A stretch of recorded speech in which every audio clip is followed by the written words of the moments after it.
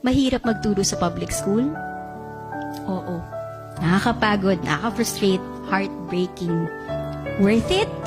Sobra, sobra. Worth it yung pagtsatsaga nung nakita ko ang gulat sa mata ni Lawrence nung maka 9/10 siya sa quiz. Kasi hindi siya naniniwala na kaya niya.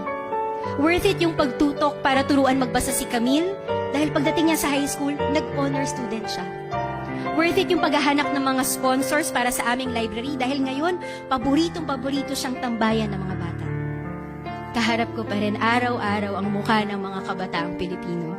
Hindi nila alam na kapag kaharap ko sila, kaharap ko ang dahilan bakit ako nagpapatuloy. Hanggang ngayon, sila pa rin naman ang pinagkukuhanan ko ng lakas, tapang at pag-asa. Natutuwa ako na pinili niyo mag-minor sa education.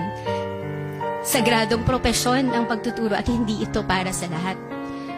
Bilin ko lang na pagtapak mo sa loob ng sarili mong classroom, hayaan mo rin silang turuan ka.